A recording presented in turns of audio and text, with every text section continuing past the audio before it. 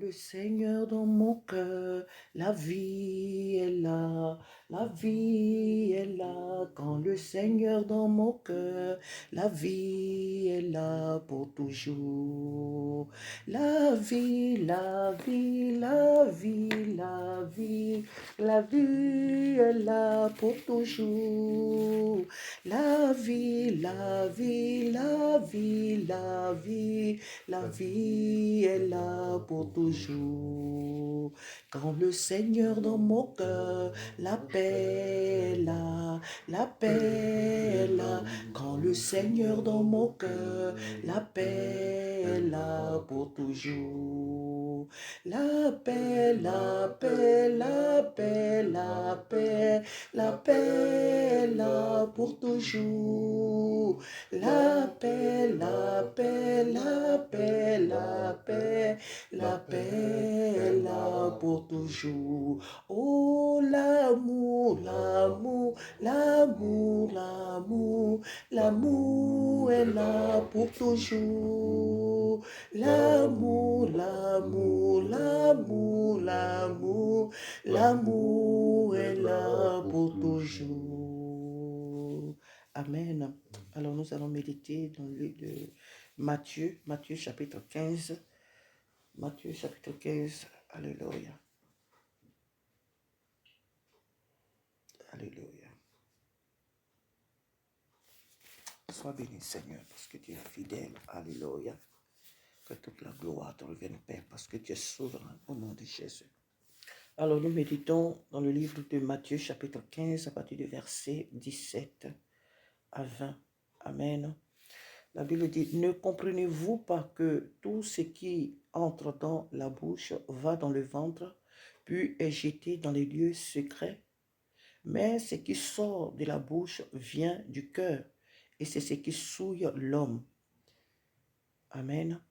Car c'est du cœur que viennent les mauvaises pensées, les meurtres, les adultères, les débauches, les vols, les faux témoignages, les calomnies. Voilà les choses qui souillent l'homme. Mais manger sans s'être lavé les mains, cela ne souille point l'homme. Amen.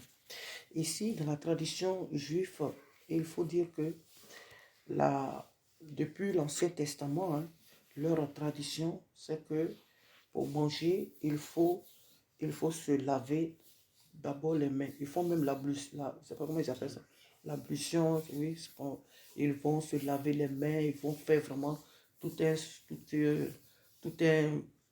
peux dire, scénario, tout, se laver les mains, se laver les yeux, la tête, les pieds et tout.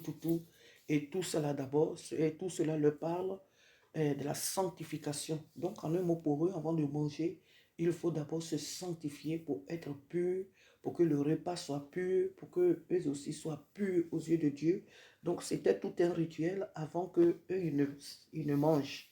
Voilà. Donc, manger sans se laver les mains pour eux, c'était être impur, c'est manger de la saleté, quelle que soit la bonté même du mets, c'était la beauté du mets, que ce mets-là soit succulent, excellent et tous les bons noms qu'on peut attribuer à ce repas. Si il le consommait sans se laver les mains, ce repas devenait immédiatement un repas impur. Et pour eux, cette impureté, Dieu ne l'agréait pas.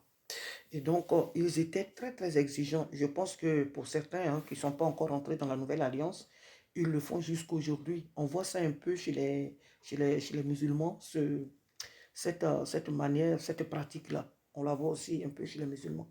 Donc, c'est comme ça que les Juifs, c'était leur pratique, c'est leur coutume, c'est leur tradition. C'est comme ça qu'ils ont toujours procédé. Et donc, ici, Jésus, Jésus qui est venu, c'est vrai, sous la loi, Jésus est venu sous la loi et nous voyons que par sa mort et sa résurrection, il va abolir certaines pratiques pour que l'on puisse rentrer vraiment dans cette grâce-là, dans cette nouvelle alliance, pour faire comprendre vraiment à l'homme que ce ne sont pas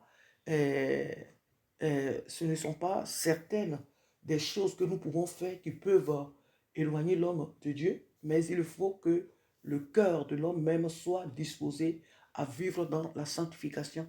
que ce n'est pas ce que nous faisons de façon, je peux dire, pour pour ce qui concerne la nourriture, ce n'est pas le fait de dire que je ne mange pas ça, je ne mange pas telle chose, je ne dois pas manger telle chose. Ce n'est pas ce qui va amener l'homme à être séparé de Dieu, parce que c'est Dieu qui a créé toutes choses. Dieu n'a rien créé d'impur. Tout ce que Dieu a créé est bon. La Bible nous le dit dans la Genèse. La Bible dit que et Dieu a vu tout ce qu'il a fait et il a dit que cela était bon. Cela était agréable. C'est vrai que dans l'Ancien Testament, on a vu certains animaux que Dieu a considérés comme impurs. Mais ça, c'est un autre enseignement. Ça, c'est un autre enseignement. Mais il faut dire que tout ce que Dieu a fait est bon à manger. Maintenant, je ne mange pas une chose parce que je n'aime pas. Dieu ne va pas te condamner parce que tu n'aimes pas une chose. Voilà, il a donné le choix à l'homme. Donc, chaque personne peut dire que je ne mange pas ça parce que quand je mange, ça me donne des boutons, là, ce repas ne me convient pas, ou bien chaque fois que je mange, ça me donne mal de ventre, et donc, telle chose. Donc, pour certaines raisons, on peut ne pas consommer un repas. Mais pour ce qui est de la sanctification, de la sainteté, ce n'est pas le repas qui attribue la sainteté à un être humain, mais c'est notre cœur. Et ici, Jésus fait bien comprendre à ce peuple et déjà premièrement même à ses disciples, Jésus les fait comprendre que ce n'est pas ce que l'homme mange. Oh non, je ne mange pas le porc, ah, je ne mange pas une biche, je ne mange pas un mouton, je ne mange pas le bœuf, je ne mange pas des vaches. Et on pourrait citer beaucoup, même jusqu'à nos jours, hein, dans nos familles, les gens, il y a des choses qu'ils ne mangent pas. Par exemple, moi, ma mère, elle ne mangeait pas de biche. Elle ne mangeait pas de biche, c'était leur totem, elle ne mangeait pas de biche. Cependant, ben, écoute, c'était des chrétiens, hein. Mon père était prédicateur. Et donc, mais les gens ont gardé certaines pratiques. Pourquoi? Parce qu'ils n'ont pas encore réellement compris ce que c'est vraiment la délivrance que Jésus-Christ est venu nous accorder. Beaucoup de personnes n'ont pas compris encore. Et elles sont encore sous ce joug-là, sous ce joug de l'ignorance, je peux dire, sous ce joug de l'ignorance, parce que encore nous, nos parents, il faut dire que c'est vrai, ils connaissaient la parole, ils prêchaient la parole, mais ils n'ont pas eu si je peux dire, cette intimité réelle avec le Saint-Esprit, la profondeur de cette parole, ils ne l'ont pas gardée, ou bien ils ne l'ont pas eu. Et encore, je peux dire que nous, au jour d'aujourd'hui, par la grâce de Dieu, le Saint-Esprit nous a fait grâce d'entrer vraiment dans cette intimité avec lui pour comprendre le sens vraiment de la venue de Jésus-Christ qui est venu abolir les choses qui, selon nous, nous éloignaient de Dieu et aux yeux de Dieu qui n'en étaient pas. Qui n'en étaient pas. Alléluia.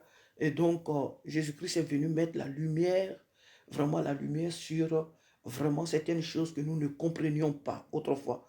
Et la Bible nous dit quelque part que la loi, que l'Ancien Testament est l'ombre des choses qui devaient venir. Donc Jésus est venu pour vraiment mettre à la lumière les choses que nous ne comprenions pas dans l'Ancien Testament.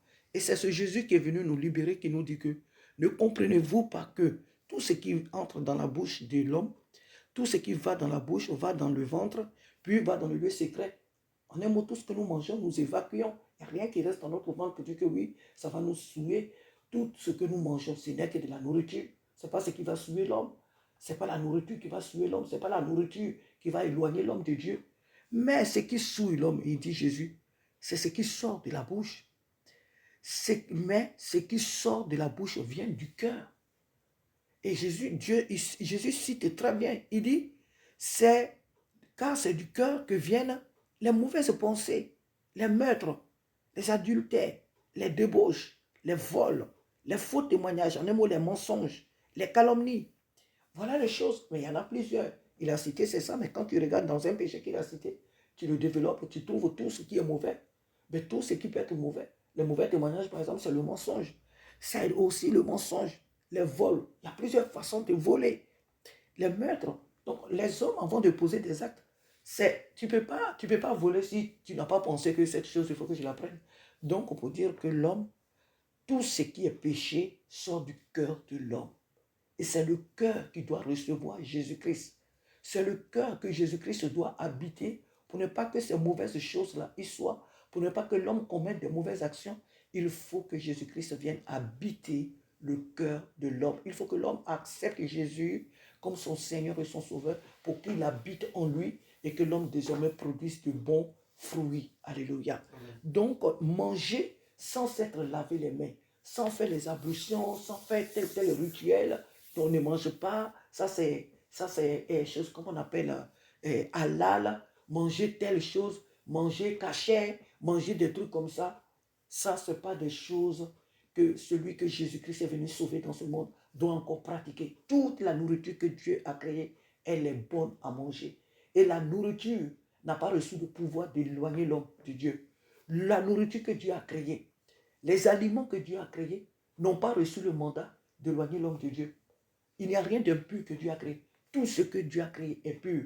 Pour celui qui croit en Jésus-Christ et qui prie avant même de manger, la nourriture que nous mangeons, elle est pure. Parce que c'est Dieu qui l'a créée. Dieu n'a rien créé de mauvais. Mais ce qui sort de nos cœurs, les mensonges, les médisances, les calomnies, les meurtres que commettent les gens, les adultères, le péché, c'est ce qui sort du cœur de l'homme. Voilà les choses qui peuvent séparer l'homme de Dieu. Que le Seigneur nous aide ce matin à veiller sur notre cœur, à veiller sur notre intimité avec le Saint-Esprit. Et ne nous mettons pas des barrières alimentaires. Je ne mange pas parce que je n'aime pas. Dieu ne va pas t'obliger. Je ne mange pas parce que quand je mange, ça ne me met pas à l'aise ce repas, ce fruit, telle chose. Je n'aime pas. Donc je ne mange pas. Mais je ne vais pas manger parce que si je mange, ça va me rendre impur. C'est vraiment être, je ne sais pas, être vraiment, ne pas connaître la parole de Dieu. C'est être dans l'ignorance qui n'a pas de nom. C'est être dans une ignorance, se mettre sous un joug étranger. C'est être dans une ignorance qui n'a pas de nom. Toute la nourriture que Dieu a créée, elle est bonne. Si une nourriture peut nous éloigner de Dieu, c'est que vraiment nous sommes dans une ignorance qui n'a pas de nom.